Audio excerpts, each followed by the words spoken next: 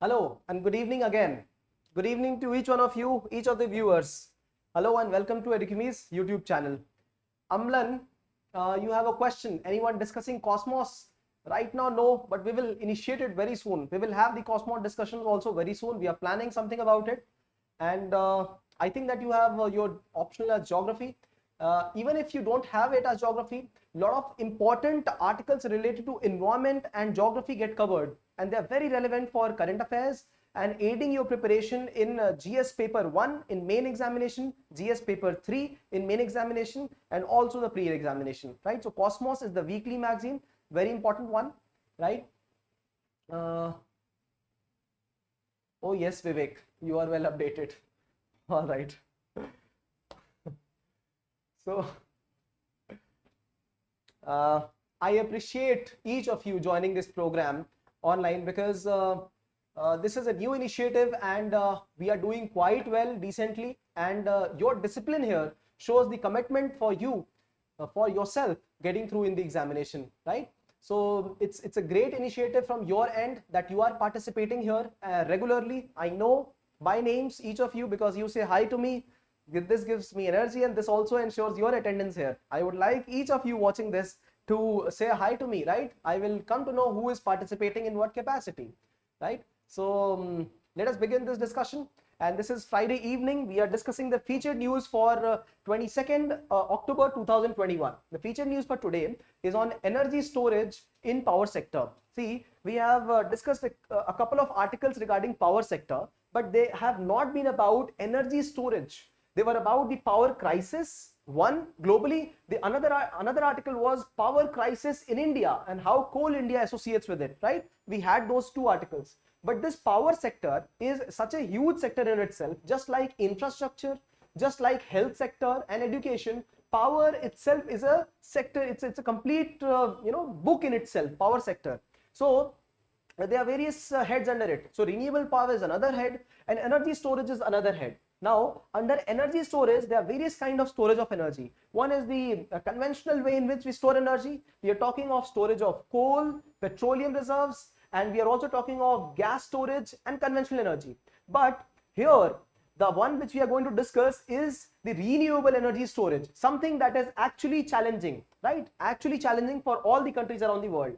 See, the conventional mode of storage is what? Storing of coal, petroleum and gas reserves, right? So India imports around 50% of gas, right? India also imports a decent amount of coal, right? India has got decent amount of coal, but we import coal especially for steel production, right?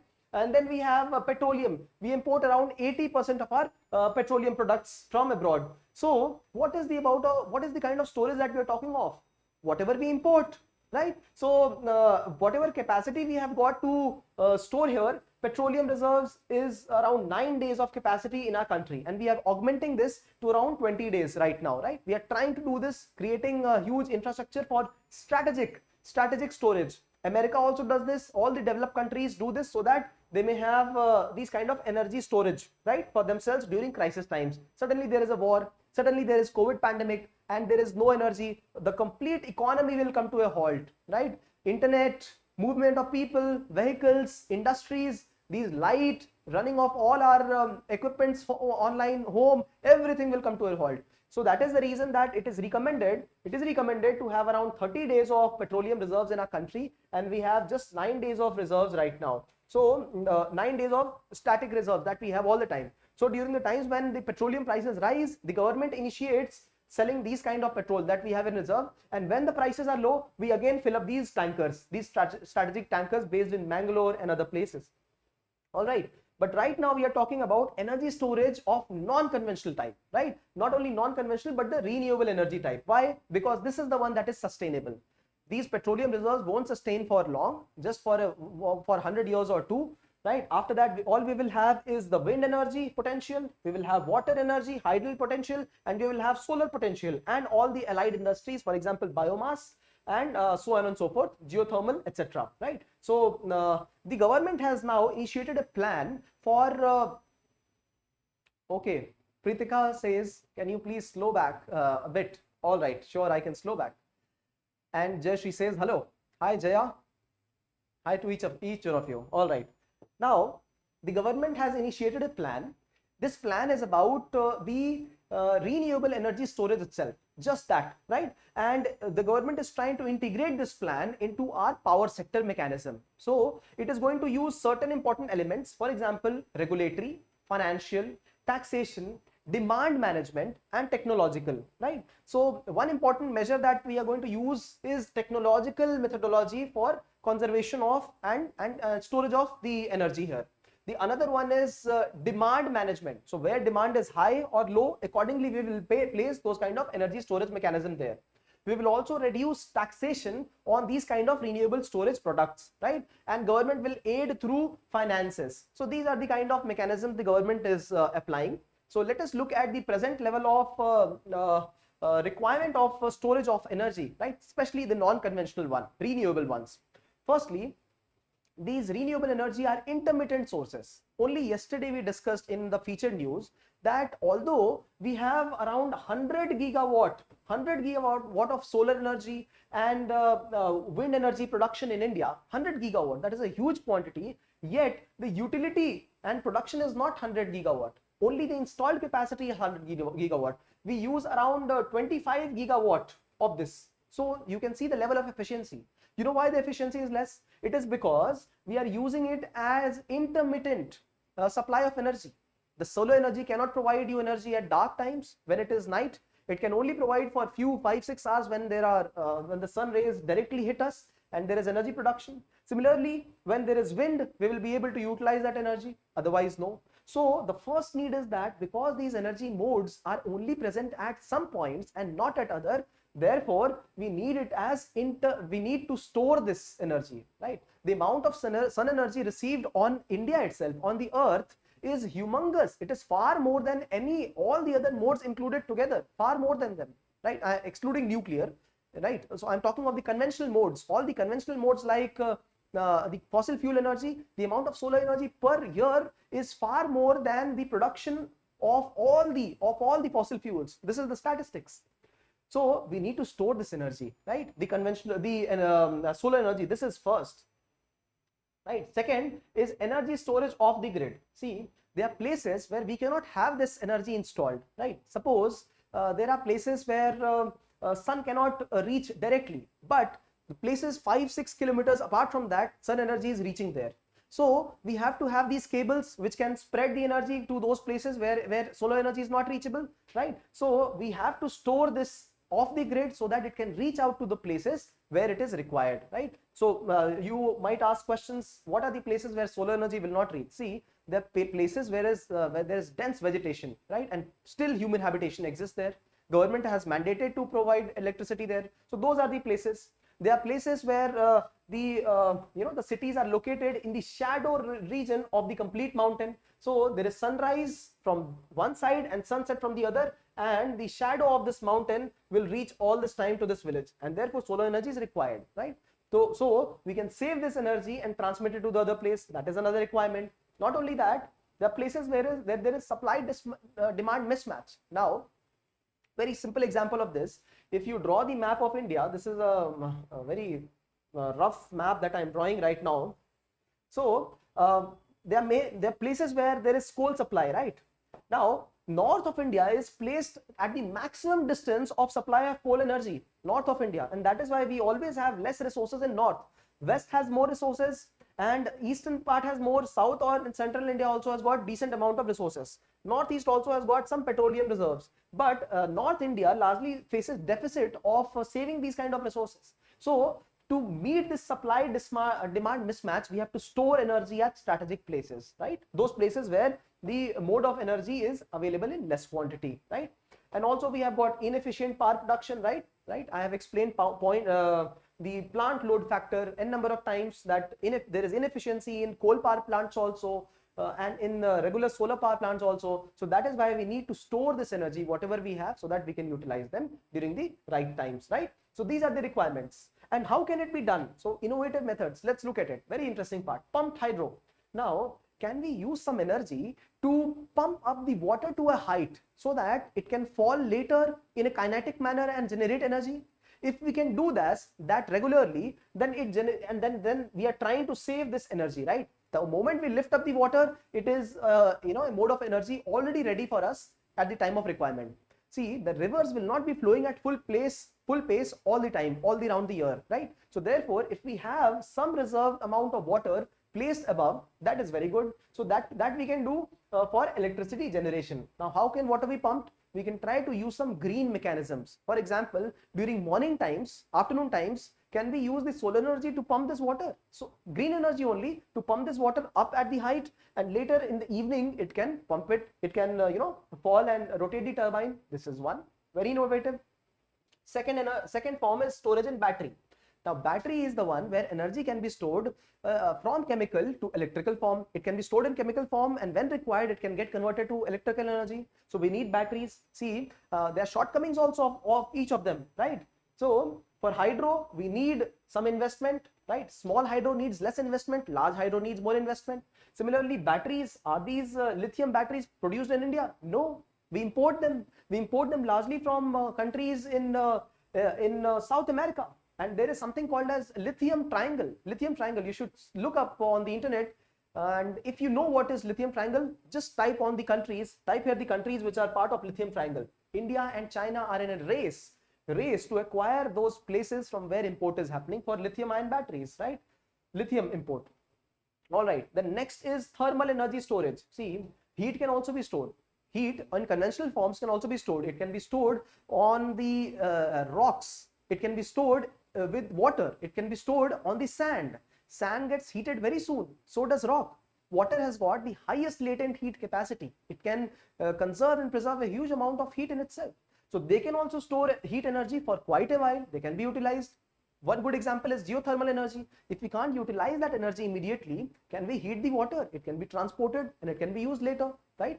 Similarly, mechanical energy storage, right? So lifting up the water was one of the way in which we are storing it mechanically, right? Under gravity, right? This is one. Liquid air, right? Sometimes energy can be stored in the form of compressing of the air also, right? So these are some of the examples of how it can be stored in innovative methods, and it can be used in many other ways, how this energy can be later utilized, right? But what are the challenges? The challenges for this also do exist. For example, the government has to give some kind of investment to these kind of sectors. If the government does not initiate, the private sector might not go ahead, right?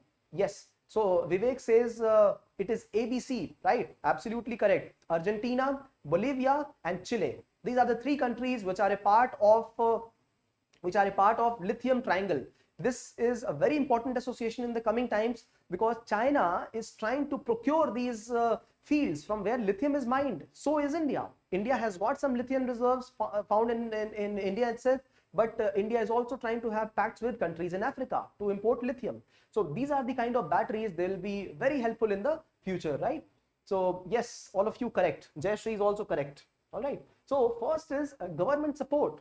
Not only government support, we also need technological support, because if we have support for government financing for these technology, then only we can develop them in India, because the idea has always been to follow the masses. What is mass following? Mass is following whatever the energy mode of production is happening in India, that is largely coal.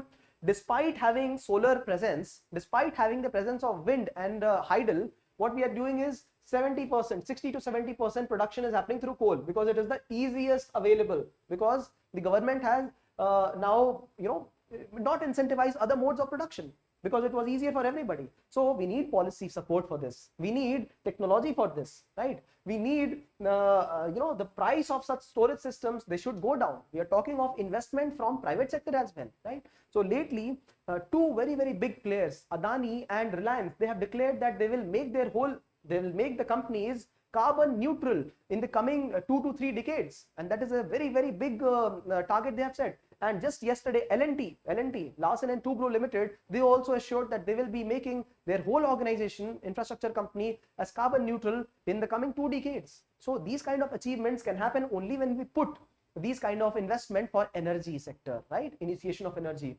You must give these examples. They are very important, right? Because the government cannot do it by itself. Private sector, big companies have to get involved, and individuals like us also have to get involved. One simple example is not wasting food.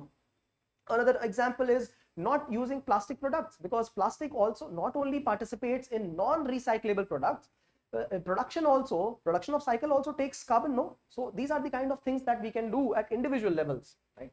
So what is the way forward? Way forward is what we just spoke of, like policy and market support at bigger levels, integration of batteries. Now, India is attempting a solar grid, right? So we are talking of the global solar grid, where I spoke of this, and India will be hopefully in COP26, which will be held in Copenhagen just in a few days from now. The world will most probably adopt India's policy for grid integration, solar grid integration. So through this, the solar energy that India has, solar potential that India has is huge. India will try to sell it to nearby countries and try to procure from nearby countries wherever required, right? And then we will try to sell it at the Near East and Far East. Far East is the Southeast Asia, Near East, Middle East, and Africa, and later we will replicate this technology for the whole world. So this is the program. We will also cover this in times to come, but this is what is the mode under which we will also integrate the batteries, right? So integrating batteries to virtual power plants. Can we have those chemistry cell batteries or batteries which can produce energy at times of requirement, and all of them are integrated, right, through grids? This is the requirement. Right now, batteries provide for standalone power production. So is solar energy standalone. That means if you have a solar photovoltaic cell, it is standalone, right? It is generating electricity only for storage of battery here, and it will provide electricity at night through this bulb. But if we integrate all of them together, right, so we can also provide them energy during night at other places also. That is required. This is what is battery integration about, right? And also we have to set the location of production and storage, because we not only have to serve those places where this energy gets produced, we also have to serve those places which are lacking in production, right? The whole country has to be lightened through renewable power capacity. Now, one important thing here to note is that there are quite a few of you watching and only few likes. So just put a like here, right?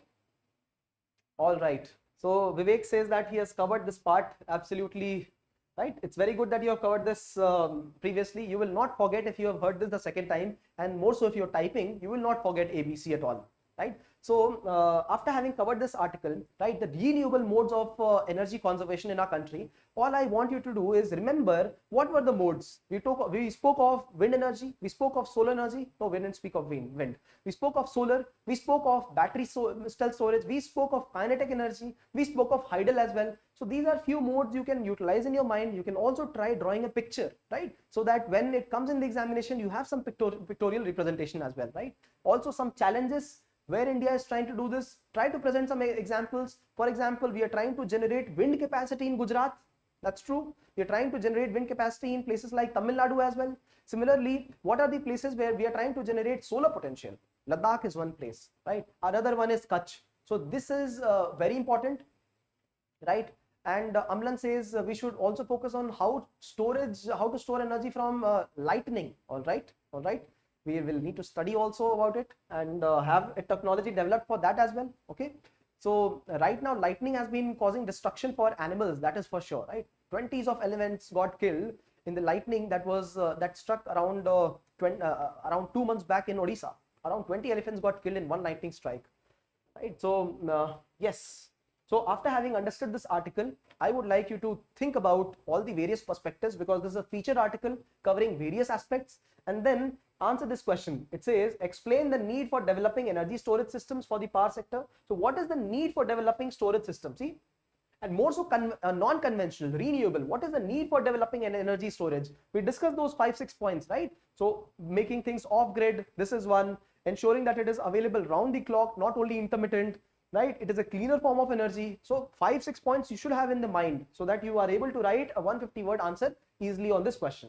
The second part is, what are the various methods through which energy can be stored? So we have already discussed that part, right? Now this is Friday evening. We are going to resume Monday evening 5:30 p.m. for the Gazette discussion and 6:30 p.m. for the featured news discussion. And till then, keep revising the content. That becomes very critical for preparation, right? And I will then see you Monday evening, right? Till then, keep revising the content, and I will miss you till that time, right? Next 2 days, study well and enjoy your Saturday and Sunday. Thanks for watching.